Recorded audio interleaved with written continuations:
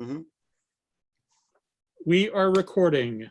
We are recording. Welcome. This is our second week doing the Zoom chats with the Pocono Liars Club.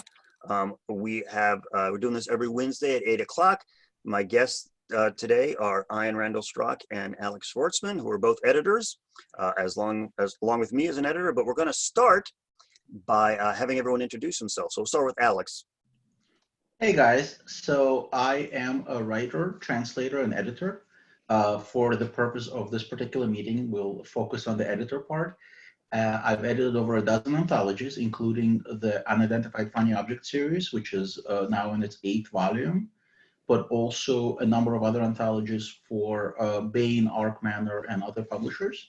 And I also edit Future Science Fiction Digest, which is a magazine focusing on international science fiction. Ian? I play with words for money. I'm a writer, I'm an editor, I'm a publisher. As a writer, I think of myself as a science fiction writer, even though 98% of my published words have been nonfiction.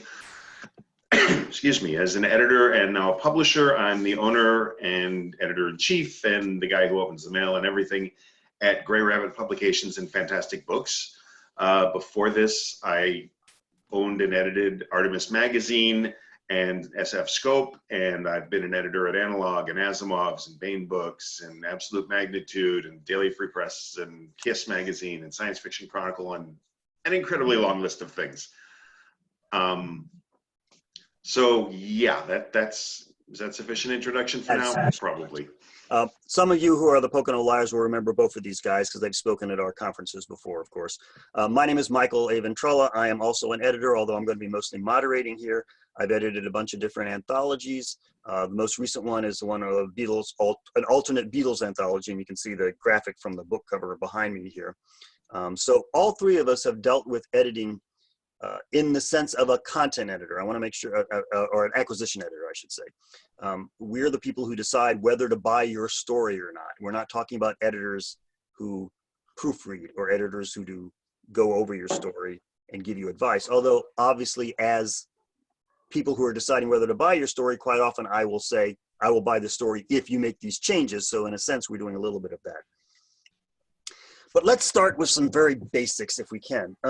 The first thing that every editor will say, and whenever we say this, whenever I have one of these panels, we talk about this, and the one thing that everyone says, and if you guys want to say it with me, you can do it right now, which is follow the guidelines.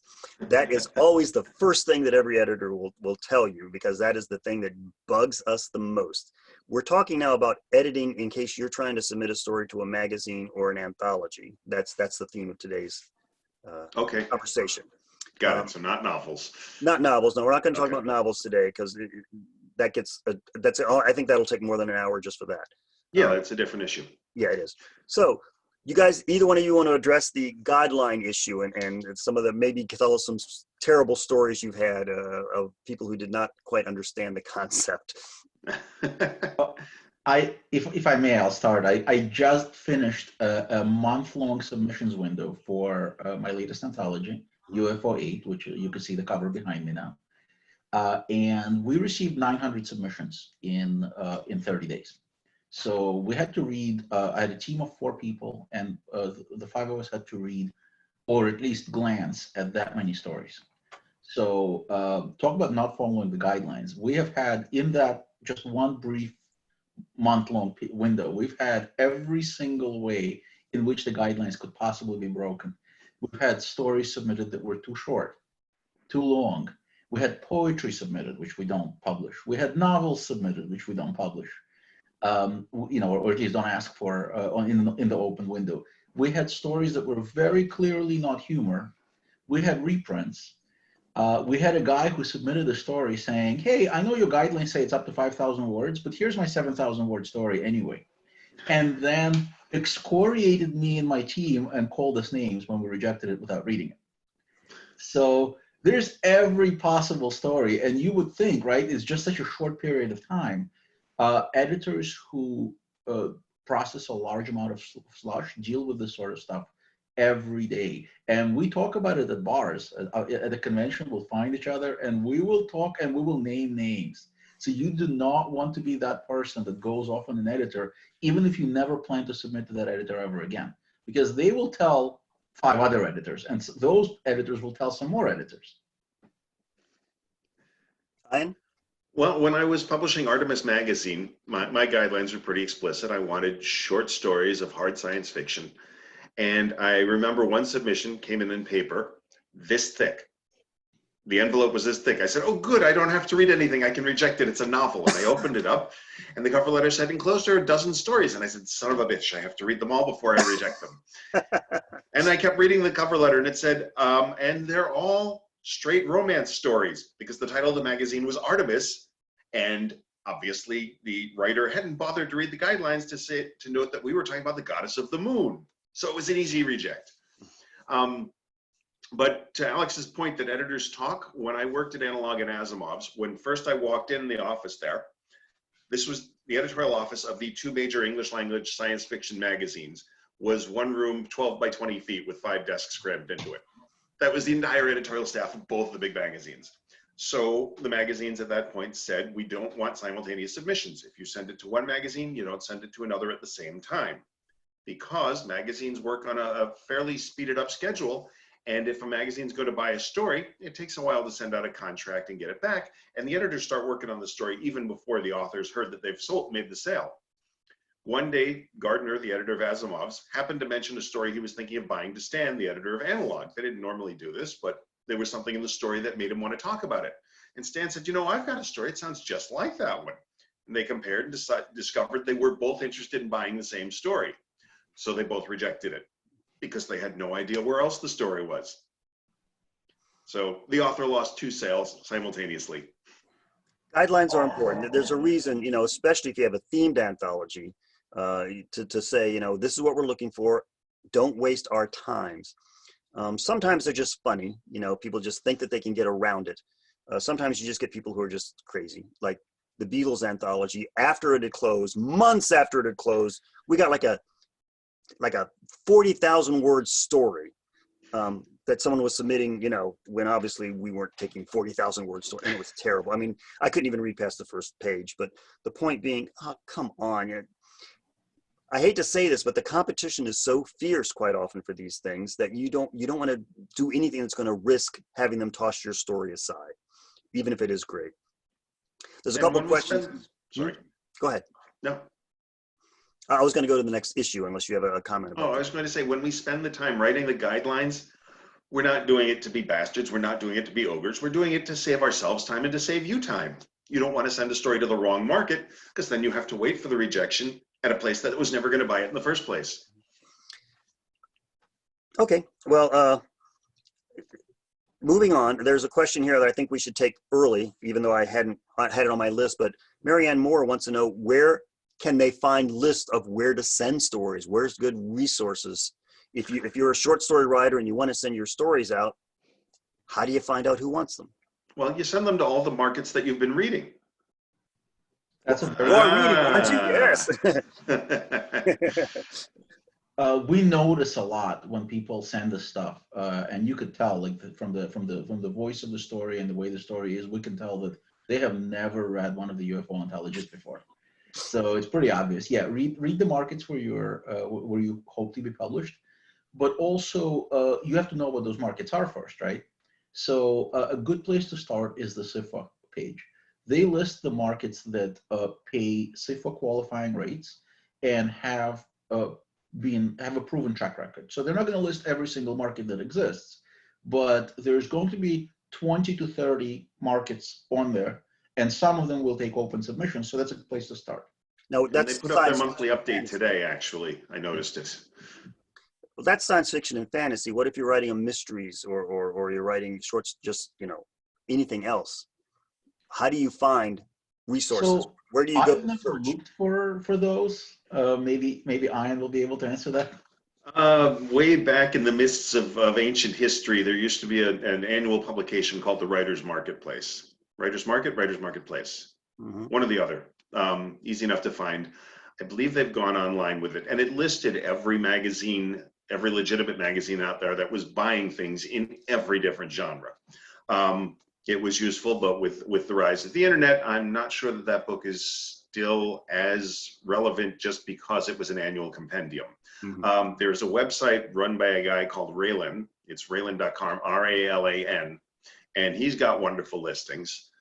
But I mean, it seems joking when I say read the markets first, but that's serious. Like Alex was saying, if you don't know what it is they're publishing, the guidelines are going to give you a general idea, but reading it's going to tell you explicitly if this is the right place for your story. And if you're not reading in the field in which you're writing, are you sure that you're really going to be putting out the best possible work in that field? Mm-hmm. Yeah, you would think that, if I'm not going to go write a mystery story when I don't really read a lot of mystery, so why would I be submitting a mystery story to a mystery anthology? There are a lot of Facebook pages too that, have like a listing. If you just do some searches on Facebook for Oh, right, the short fiction marketplace. yeah, That's the name, right, Alex? Yeah, there's also Open Call. Open Call is a group. This is specifically for pulp, science fiction, and fantasy stories. I'm actually one of the moderators for that group. Mhm. And there's like, I think 25,000 members at this point. So that's one place on Facebook. But again, this is genre specific. Yeah. Another place that I really wanted to make sure we mention is the Submissions Grinder, which is part of Diabolical Plots. They've been around for a few years, and they started when Duotrope started charging everybody a very hefty fee. And as we all know, money should flow to the writer, not from the writer. So we don't like Duotrope so much. Strongly recommend Submissions Grinder, and the stats are better because people who use Submissions Grinder generally are people who are actually selling their stories. So the results that you see on there are going to be more accurate than on Duotrope, at least for genre markets. I wanted to add a quick comment too about not just knowing your market. Reading the books that you're going to be submitting to or the magazines you're going to be submitting to gives you a good idea of what kind of stories they're interested in. And the same is true of the editors themselves. If you have read some of the anthologies that I've edited, you know what kind of stories I like. And hopefully that helps sell the books, because people will go, oh, I like Mike's taste, so I'm going to get his books because I know he picks the kind of stories I like to read. And I certainly have that same feeling with other anthologies. When I see an editor I like, I go, oh, if he's recommending these stories to me, I bet they're good. So that's another thing to do. Something else to. Yeah, sorry. Yeah, just it's hard when there's three people. I know. Yeah, sorry. Another thing to keep in mind is with the proliferation of awards out there, seems every genre's got at least a dozen different awards available. Read through the list of nominations. Those will list where the stories were originally published. So odds are that market that got the award nomination, it's fairly well known, it's probably paying. That's a good place to go finding other markets as well. All right, let's talk about the second thing then, besides guidelines. When you're reading a story, what will make you reject it quickest? What are the kind of things that make you reject a story other than not following the guidelines? Well, you have to capture the imagination of the reader right away. Generally, if the writing is not god awful, so let's assume that it's not, because if it is, then pretty much in the first two paragraphs, reject it pretty quick, and yes. you can reject it based on that. If the writing is decent, my process is to read that little, because usually in a standard manuscript format, the first page only has a couple of paragraphs. So read that and read the second page, and then stop there and ask myself a question: do I care about anything that's happening so far? Mm-hmm. If the answer is no, it's pretty safe to stop reading at that point. I look at science fiction specifically. That's my main focus. It's a form of entertainment. I want to be entertained when I'm reading this story. And when I'm publishing something, I'm hoping that the reader, somebody, is going to want to pay me their entertainment dollars to get this thing, rather than going to the movies or going to buy a beer. So I'm looking for a story that's going to make me feel like it's worth my time to sit there and read it, that it's interesting, that it's entertaining, that it tells me something new about the world in general. The biggest problem is the number of stories that are pretty good, fair, acceptable, passable, where the author knows the language in which he's writing. I deal with English. Where the author has a concept of characterization, of plot, of setting, but doesn't have an entertaining story. It's not fascinating. It's not wonderful. It's not knock my socks off. And Alex, you mentioned a number earlier, and I've run into similar numbers myself. When you're submitting a story, we're reading maybe 900 or 1,000 stories for, in the case of the magazine, 6 to 10 slots a month. So there's a lot of competition out there. It's not strictly a numbers game. Obviously, we can throw out all the stories that were handwritten in crayon, all the crap that goes first. But it's got to be a truly wonderfully outstanding story. And that's the hard part, is getting there. But any editor, as we are, who's done it for quite a while, we're not going to get all the way to the end of the story that's just fair, because there's no time to read a story we're not going to publish. Mm-hmm. So the old dictum was, you've got to hook us in the first line. You've got to write an absolutely killer first line. It's got to be fantastic to draw the reader in. The thing that new writers sometimes forget is, after you've done that, the second line has to be just as good. And then so does the third and the fourth. And it's got to be that good all the way to the end of the story. I think Iron just crashed the crayon market. You know, selling crayon stock now. Yeah. Yes, I'm old. I date back to the days before electronic submissions, when we got things on paper. Mm-hmm. This is the dreaded problem of the ending. When you start reading the story and everything about the story is good, and you're enjoying yourself, you're reading through it, and then as you approach the final few pages, the dread begins to set in, because you realize that there's a pretty decent chance that they're going to disappoint you at the end.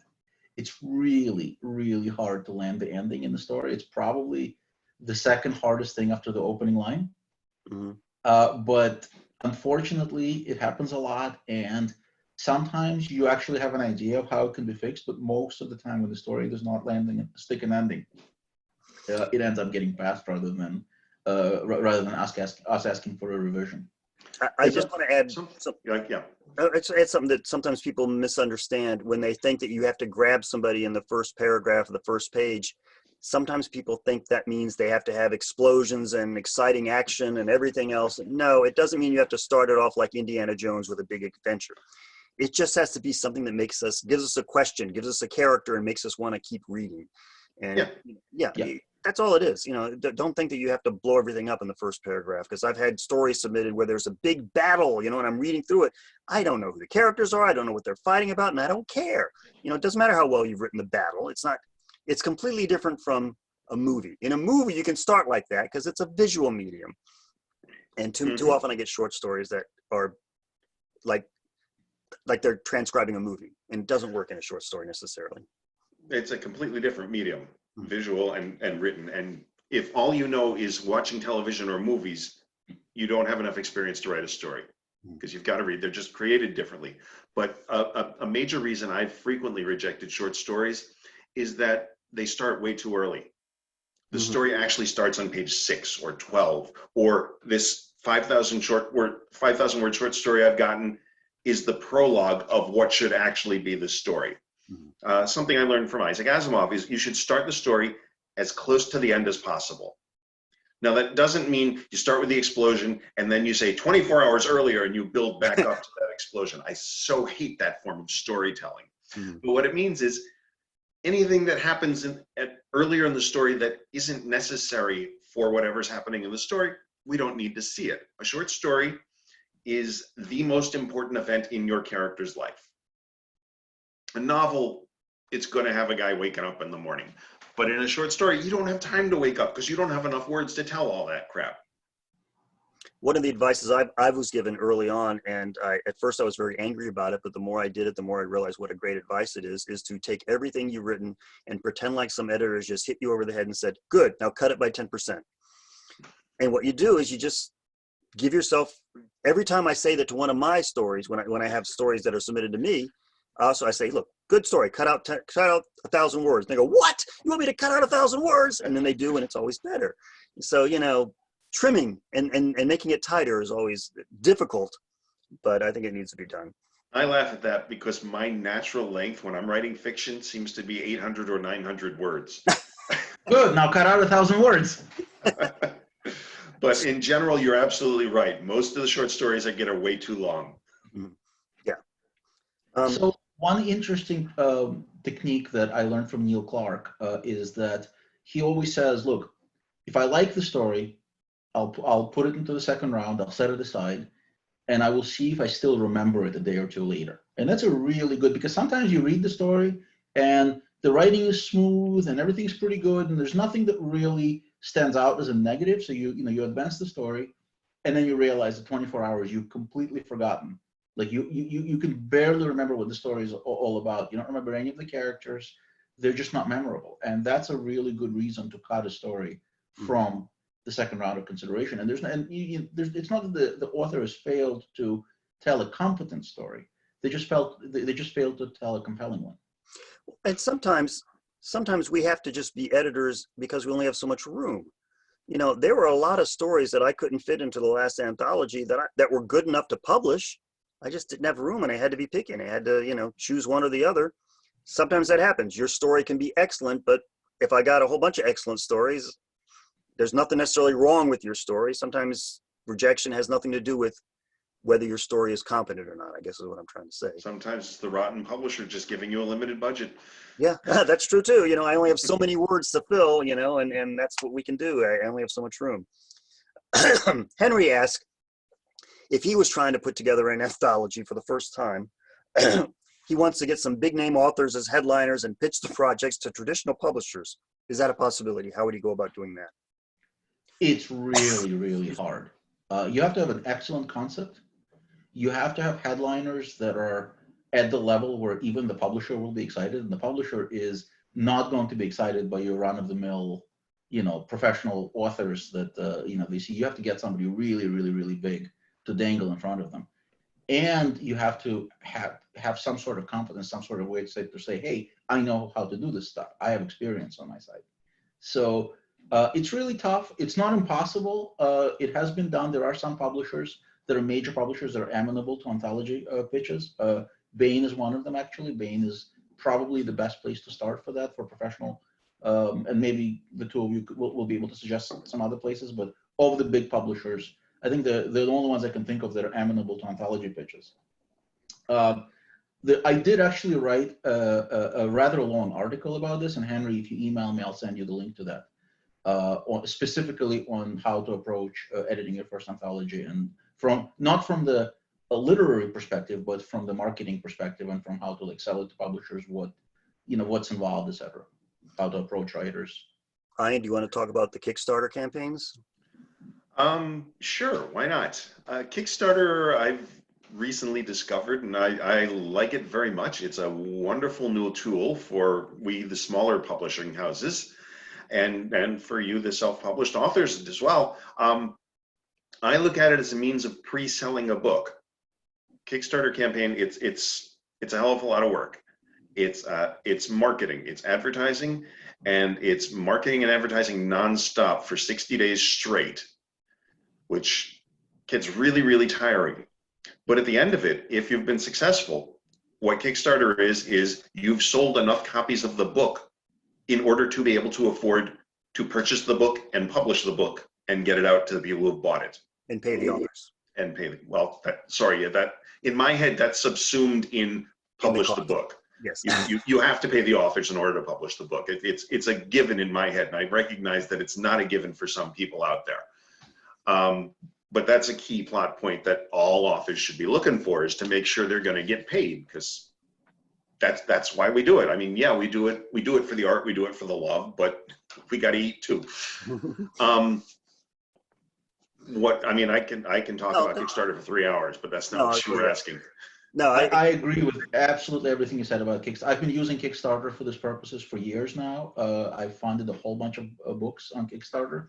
It is a great pre-order platform. The problem with Kickstarter is exactly as Ian said. It's a tremendous amount of work. Most people just sort of think of it as a platform like, oh, I'm going to put a really cool idea up and the money will magically show up.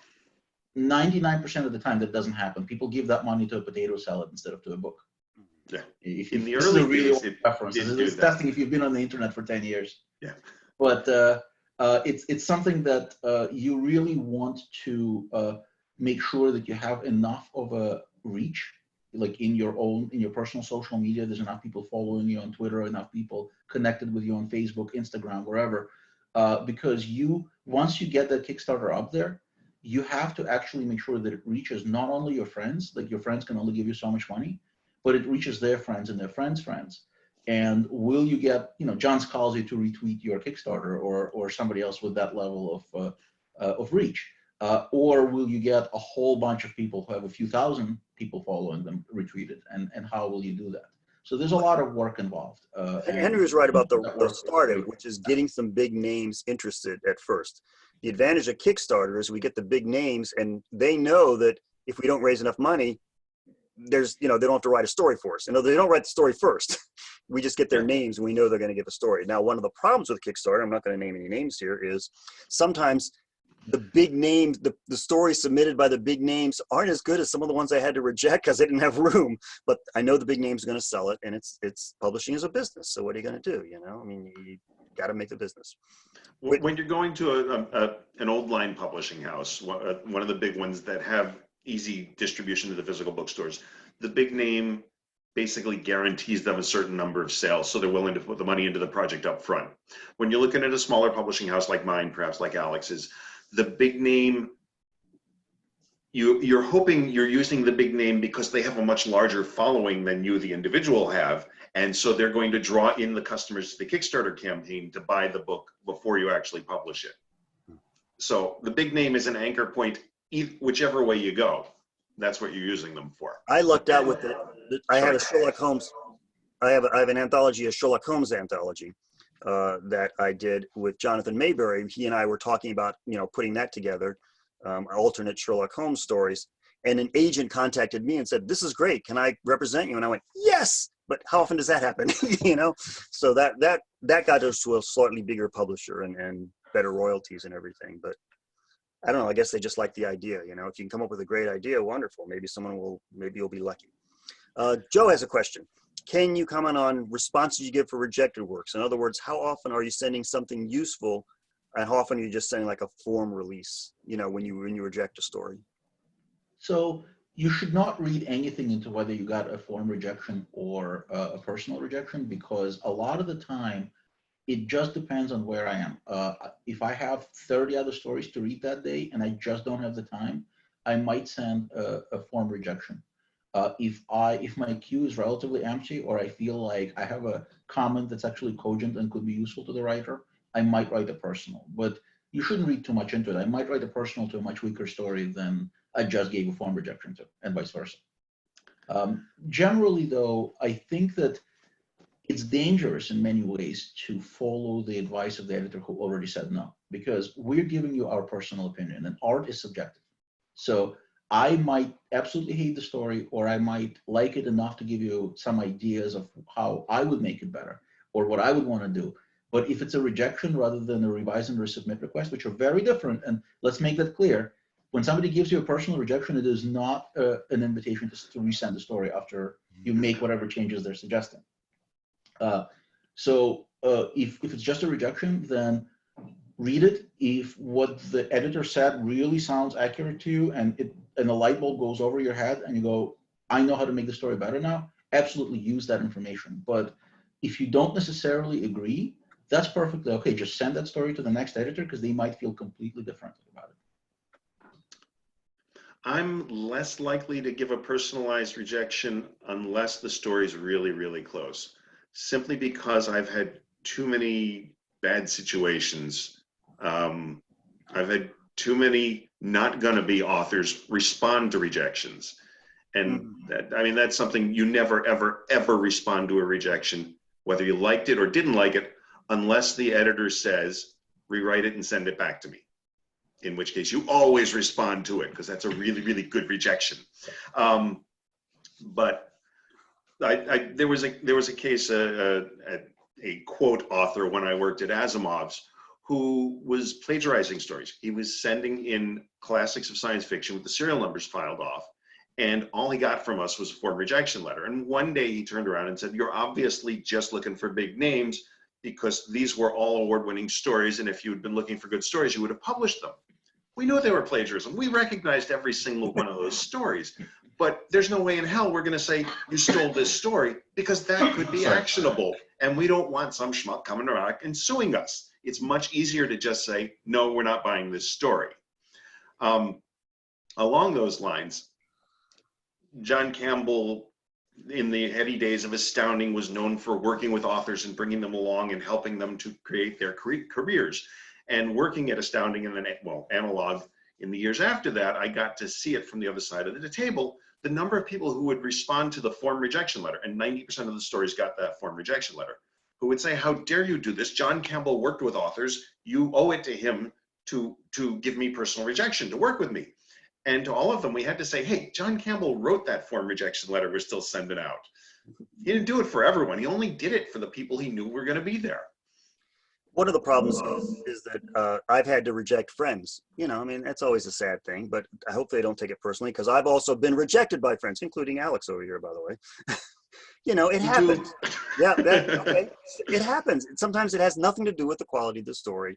Don't take it personally. But the problem is when the friends come back and say, can you give me some advice? Can you help me rewrite this? And I just can't do that. I got my own stories to write. I got my own things I got to do. Please don't take it personally. I mean, you know, if I really love it, I will say yes. You know, I'll say, yes, I'll be glad to help you. But quite often I go, well, you know, you're asking me to work. People get paid for doing that kind of editing. So please don't take it personally. Please don't write back and say, will you help me and make this better? If I wanted to help you make it better, I would have told you so. Yeah. When I started Artemis, I didn't announce it publicly at first. I talked about it with people I knew, with other professionals in the field. And so by the time I got around to reading through the slush pile and picking out stories for the first issue, half that slush pile was named professionals. There were massive award winners in there that I had to reject because there was no way in hell I was going to publish 800 stories in the first issue of this magazine. That was tough.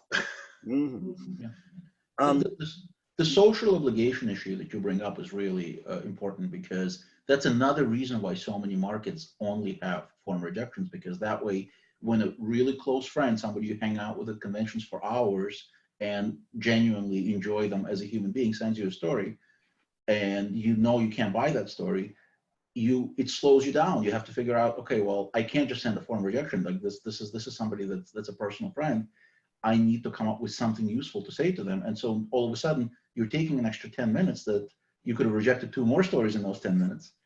And you're trying to write something that could only marginally be useful to that person, because out of social obligation. So yeah, I mean, don't judge your friends if they happen to be in a position where they're editing or they're associate editors and are reading slush.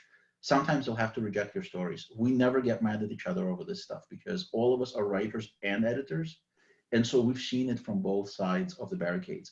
I know that to this day, like, I mean, I've had, I don't know, 120 original short stories published and more reprints than that published. I still get way more rejections than I get acceptances. And that's perfectly normal. And I never, ever get mad, because I understand how that works from the other side. That's it. The biggest names never get upset with rejection because they know they're getting them. They get so many of them all the time. It's only the neo-pros, the people who aren't the big names yet, that we got to worry about the most. Someone asked, is it okay to send back a thank you for a nice rejection letter? See, I will disagree with the dogma here. I think it is. I think it's, if you actually take your time to send somebody a personal rejection, and it's clearly a personal rejection, I think it's perfectly okay to respond and say, hey, you know, I really appreciate your feedback, and I'll send you something else as soon as I have it. Or I never get upset about that. It is a little annoying when, you know, you get every 10th rejection you send that's a form rejection. They will write back and say, well, thank you for getting back to me quickly, or yeah, thanks, or I mean, nothing mean or nasty, but it does clog up the inbox a little bit. There's no obligation to respond. No, it's acceptable, but it's completely unnecessary. I find the best place to do that is in the cover letter of the next story. Yeah. I really appreciate what you said on my previous story, and it made me think in new ways, so here's a new story. And it'll actually cue in the editor that this is somebody that they sent a personal rejection to as well. Yeah. We don't have any questions right now, so if people have questions, please type them in. Let's talk a little bit about something that I noticed with my last book, with the Beatle book. Because I did a themed anthology that had a very unique theme to it, I got a lot of stories that had ideas. You know, what if the Beatles were X? And then the Beatles would talk as if they were, what if the Beatles were women? And they'd talk as women, you know, and they'd go and then, but nothing would happen. There was no story there. It was just a concept. And I started thinking about it and realizing that I've had that before with other anthologies I've edited, which is you come up with an idea and you think that's the story, but the idea is the start of the story, not the story itself. Am I unique in feeling that about these kind of things? Do you guys get those kind of stories? No, Oh, for you're sure. absolutely right. Science fiction is known as the literature of ideas. But as I've learned from Stan Schmidt, in the term science fiction, both words have to have equal importance, equal weight. The science has to be good for the hard science fiction. If you're doing soft science fiction, if you're doing fantasy, the science is less important. But the fiction is equally important. And in straight fiction, at least the good stuff, although I don't read a lot of it because there's not so much. But in straight fiction, there's got to be a story. It's got to be a good story. It's got to be engaging. It's got to hold the reader. If all you're writing is a really cool, isn't this a nifty idea, and you don't have a story, maybe you're writing a short, which is what Analog's Probability Zero features for. It's I don't want to say it's what Nature's Futures section is doing, but I've gotten away with that with a couple of stories there. But it's not to say you can't do a character development type story. You know, you certainly can. You just got to know that the market is looking for that sort of thing. Clearly, I was not looking for that kind of thing. You know, you could do an entire story, which is just, you know, someone dealing with something. And there's really no story there, but it's all about, I don't know, character development. You know what I mean? I can't think of the word I'm looking for at the moment, but there's nothing wrong with Slice that. of life. Yeah, you know, one of those kind of stories. Yeah, something that you would see in the New Yorker or any literary Right, journal, yeah. which doesn't do it for me, but that's why I work in science fiction. Right. So there's something that you touched on briefly earlier about themed anthologies that I actually also wanted to follow up on, and that is if you have a story that you wrote specifically for a themed anthology and it didn't make it, shelve that story for about a year. You know, give it some time before it sees light of day again. Because as I was reading for this anthology, I had so many stories where I could immediately identify or very quickly identify exactly what anthology rejected it, including Release the Virgins, by the way. I've had at least a couple of those stories. I've had Space Force stories. I've had stories from like 2 or 3 different Joshua Palmatier anthologies, and all sorts of other stuff. And the thing is that it's not necessarily the kiss of death, but there's a couple of things that immediately trip your story. A, you wrote it for somebody else's editorial taste and theme. B, it already has that stink of failure on it, and it's just not something that you want people to appreciate what the anthology is trying to do and to write something original for it. Those are usually the stories that stand the best chance of being published. Let me add to that if I can. Please don't take a story you've already written and just change it slightly to make it fit the theme of the anthology. I had a fairly well-named author, who I'm not going to name, send us a story for the Beatles anthology, and my co-editor wanted to accept it, and I said, no, this isn't a Beatles. All he did was take a story and plug in Beatles names. There's no personality there. This doesn't look like a Beatles story to me. It's just a story with their names plugged in. And so she wrote back to him and asked him to change a few things, and he changed a few things, and I still said, no, I don't think we should take this. And we finally said, no, we're not going to take the story. And he said, oh, that's okay. I just took an old story and changed the names in it anyway. Don't do that. The other side of that coin is every editor knows that we're not the first person reading your story, unless you're writing it for a theme anthology. But every magazine editor knows they're not the first person reading the story. It's okay, but don't rub their nose in that fact. Joe Kennedy asked about reprints. Submitting them, when you took them, are there parameters like its age, the original market?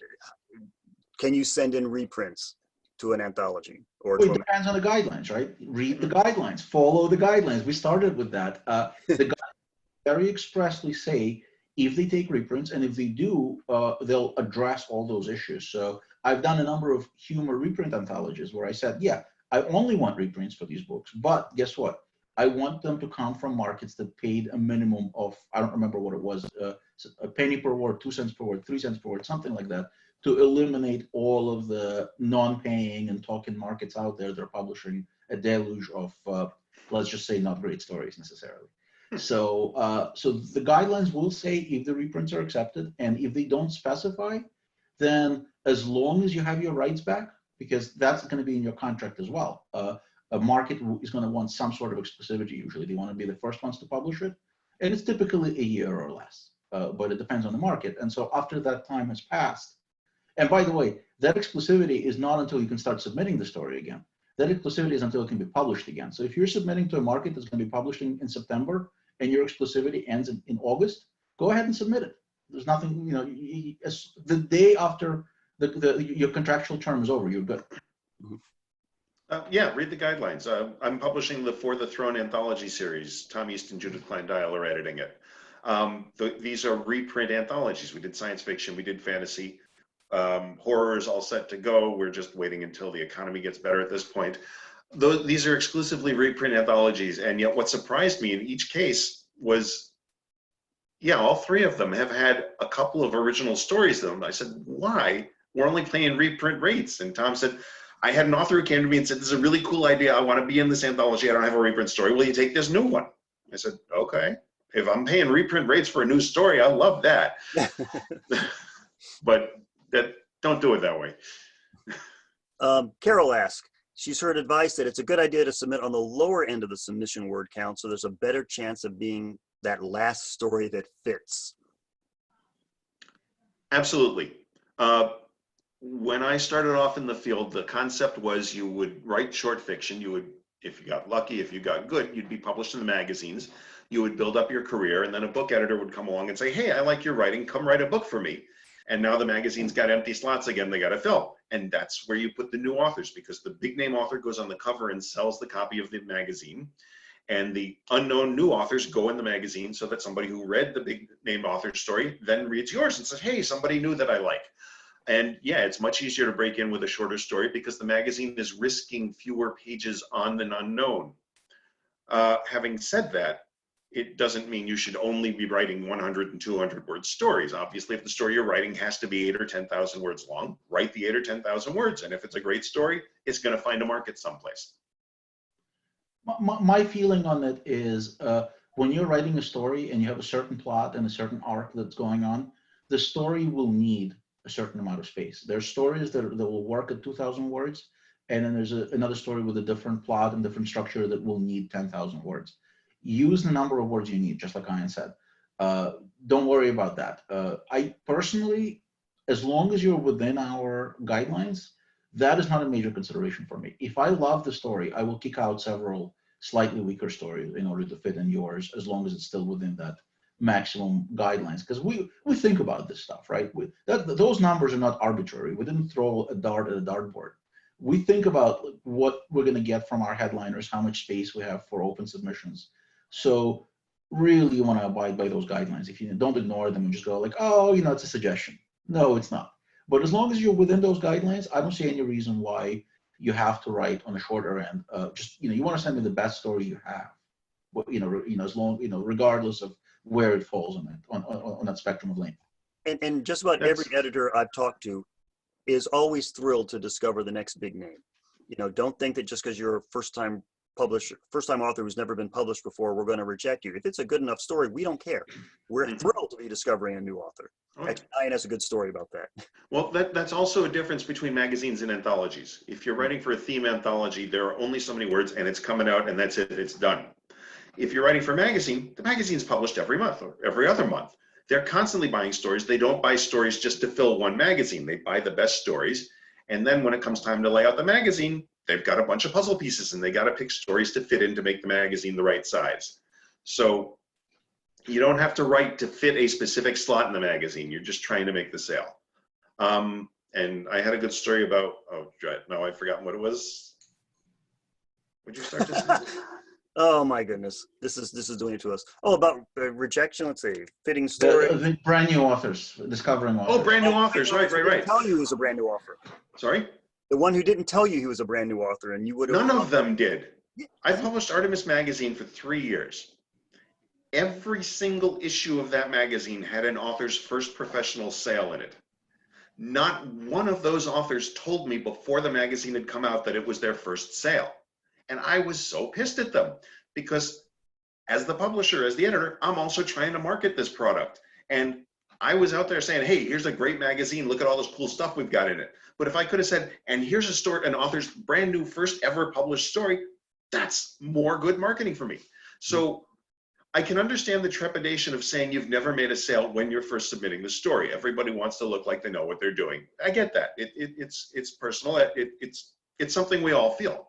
But after you've made the sale, after you've gotten the contract, there's absolutely no reason not to tell the editor it's your first story. And there are several significant reasons to tell the editor that, because not only can I market the book at my level saying I got brand new authors, because people like to hear that, but I can go to your hometown newspaper and say, hey, this hometown author made their first sale to my book. And that helps with my publicity, and it helps publicize your career too. And on top of that, I don't think it's, you know, when people say, I don't want to let the editor know it's my very first story, that's actually the opposite of what we want. We want to discover those new authors. The real kiss of death is not you telling us that this is your first professional story or your first submission even, which that's really cool. That's going to increase the chances of me sending you a personal rejection, actually. What the real kiss of death is the author who puts in 17 credits and you've never, 17 publishing credits that they have, and you've never heard of 15 of them, and the other 2 are terrible. So what that tells you, or at least for me, what that tells me is that that author has settled. They're not new. They've been doing this long enough to sell 17 stories, and they still haven't sold one to a good market. So that's actually a kiss of death right there. Like I'm immediately prejudiced if I bothered to read the, because sometimes I'll read the story and I will not look at the cover letter until after I read the story anyway, because that way it's not influencing me in any way. Well, the one that got me was the one who in the cover letter said, I've written 17 novels and 142 stories. Written. Written. Key word. Not published, not sold, written. It's like, okay, if you've written this much and you haven't sold anything, I'm starting to worry. If you've written 5 stories and you haven't sold, that's cool. We're all in that boat. But that was a lot of words. A couple more questions. Marianne Moore asked, how much science do you as editors know? Is bad science necessarily bad science fiction? I should mention that Mary is a scientist. Well, I for one know less science than you, Mary, for sure. I barely passed science in high school, but I've been reading a lot of science fiction, and a lot of science fiction has good science in it, and it's written by scientists. So I learn and pick up things from that enough to identify the really bad stuff. I've had a story submitted to me for a project a few years ago where the action was taking place in some other solar system and in that system's Kuiper belt. So I'm like, well, wait a minute. I may not be a professional astronomer, but no. So we know a little bit, but more importantly, you want to get the science right, because even if you get it past the editor, because the editor doesn't know any better than you do, the readers will know. Science fiction readers are smart, and they will talk about it extensively. So you really want to get your science right, regardless of the editor's experience. When I worked at Analog, it was not so much a joke as a truism that Stan Schmidt knew just about everything, about so many different fields.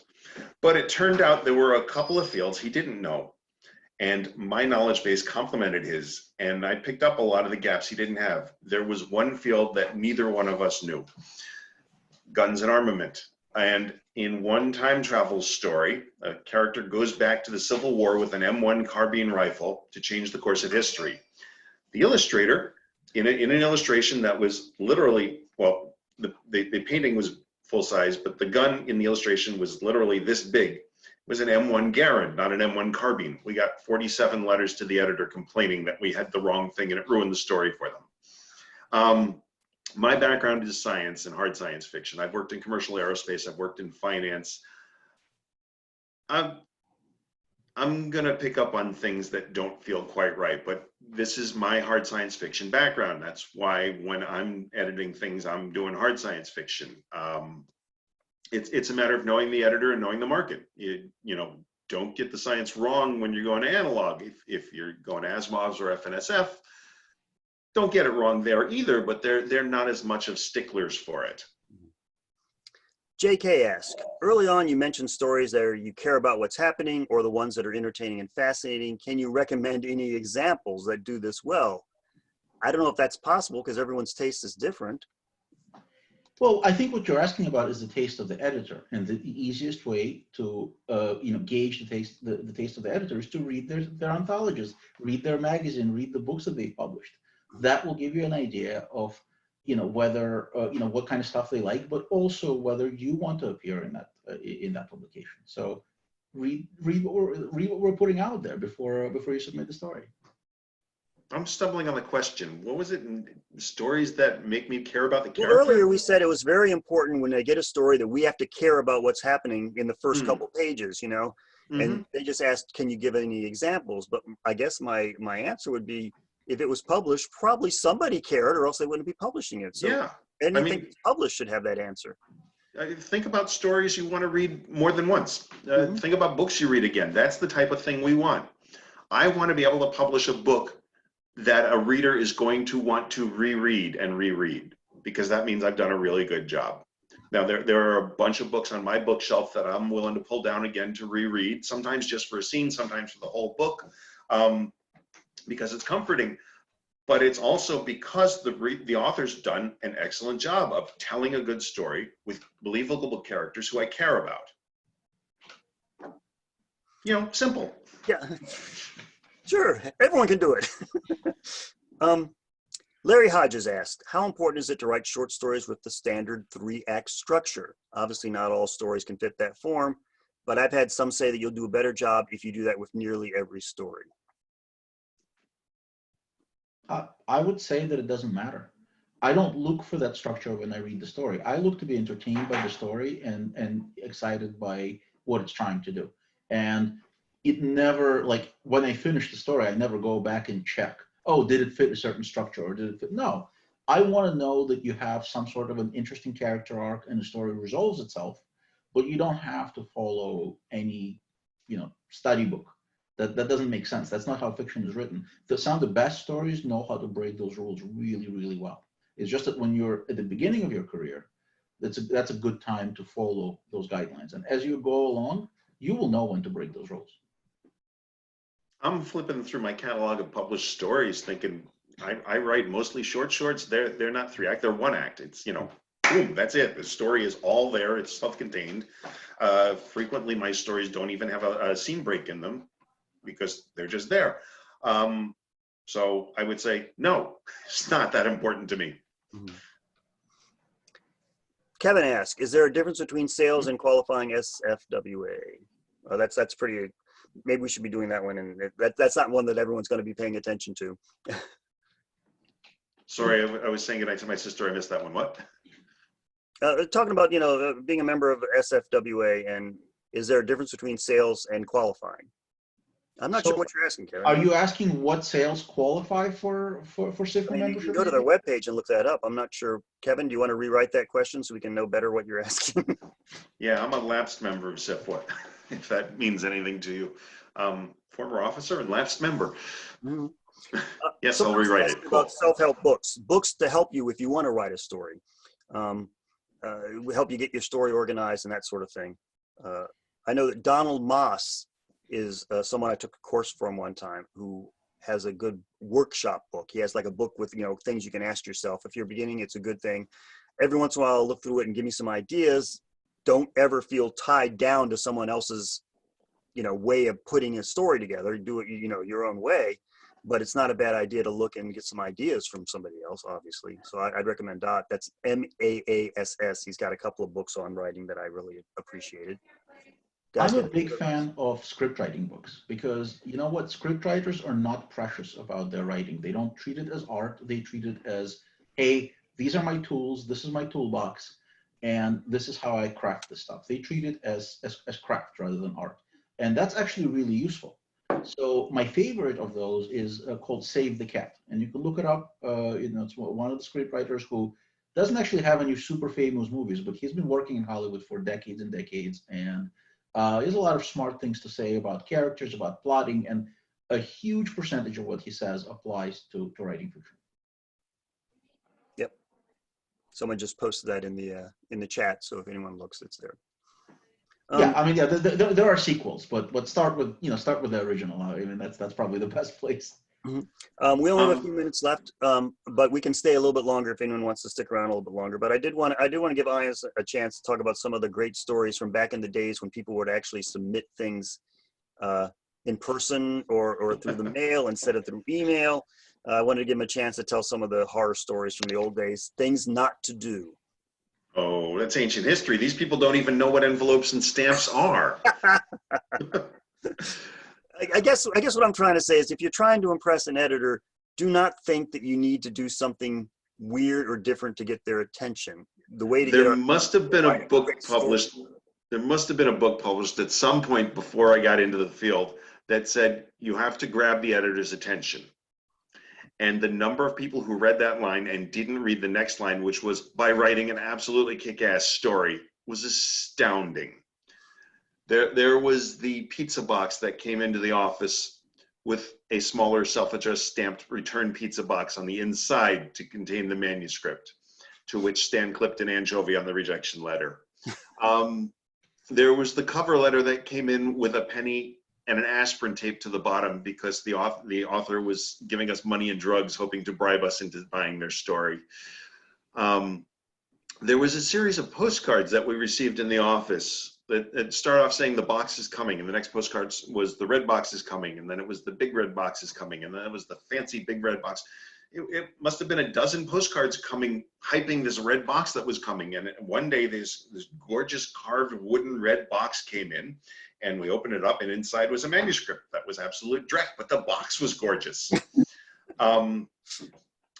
When I worked at the magazines, you know, the editorial assistant would open the mail, because when you're getting 800 or 1,000 manuscripts a month, the editor doesn't want to waste his time opening the envelopes. So we'd open the envelopes and stack the manuscripts on the editor's desk, or send them via, which, however it went. So writing something to an editor, personal, didn't matter. The editors never saw the envelopes. The envelopes were always gone before they got there. But one thing came in, and it was gift wrapped. So the box, it was gift wrapped. So it sat on Gardner's desk. And this was a time when Gardner actually didn't make it in the office for 2.5 months. It just sat there for 2.5 months. Gardner came in, said, "What's this?" He opened it. It was a manuscript. It wasn't worth the wait. When I said earlier, the crayon on the paper, there were times that manuscripts came in crayon. Well, I do remember one, because they don't let me have sharp implements, it said in the cover letter. And then, of course, the pink ink on the purple paper, it was a purple ink on pink paper. At any rate, you know, black ink, white paper, make it light, make it readable, because all editors wear glasses. We're going blind, so make it as readable as possible. Now, of course, with email submissions, none of that matters. Comic Sans, no. Don't do Comic Sans, you know, don't do strange, you know, typefaces, yeah, whatever. All right. My favorite story from the days of, and I missed those days. I submitted a bunch of stuff on paper, but I've never been on the receiving end of paper submissions. So I don't have amazing stories the way Ian does on that. But my favorite story that is secondhand is about a novel manuscript that was sent to a publisher. And this was a publisher who's really well known for taking, you know, forever. I mean, they're not responding in days or weeks or years. They're responding in epochs. And so a year after the manuscript was sent, they received a postcard, and it was a birthday card to the manuscript. So I thought that was especially cute. And so I really wanted to replicate that. And I kept waiting until there would be a submission somewhere. But the thing is, I don't submit stories to places that take too long usually. So it's very it's very unlikely that something is going to sit there for a year. And I finally got a story that was submitted to a publication that was holding on to it long enough. And toward the end of those 12 months, I was counting down the days, hoping that they would not send me an answer so I could do it. And on the 365th day, or 366th day technically, I sent an email, a birthday email card to the story. Now, I have to admit, don't do what I did, but the story did eventually get bought. Wow. By that editor? So it did not actually ruin my chances. The editor was a good sport about it and had a good laugh about it. But I only got to pull that off once, and I was very proud of myself for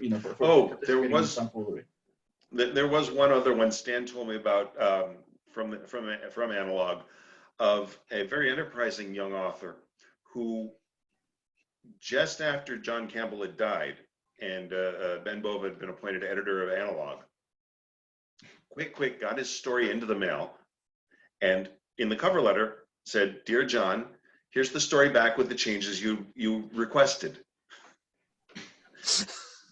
Wasn't that actually a fairly well-known writer that did that? I believe it was, but I don't remember who it was, and I'm not going to bother naming names at this point. I don't either, but it was somebody we would all recognize. It was. Yeah. I remember hearing that story, and it was like Mhm. somebody was like, they didn't need to do that. Yeah. All right. Well, anyway, we've gone over an hour. I appreciate everyone coming here. What we're going to do now is, first I want to announce next week we're going to have Jonathan Mayberry as our guest, who, as you might know, is a New York Times bestselling author who was in charge of, wrote The Wars, which was on Netflix over the winter and got some very good reviews. But he's going to talk about just about anything you ask, and Jonathan's a wealth of knowledge, so hopefully you'll have a lot of questions for him. Chris, we can stop the tape right now, but what I'd like you to do afterwards is to open it up for everybody if anyone wants, so we can all say hi to the rest of the members of the Pocono Liars Club. And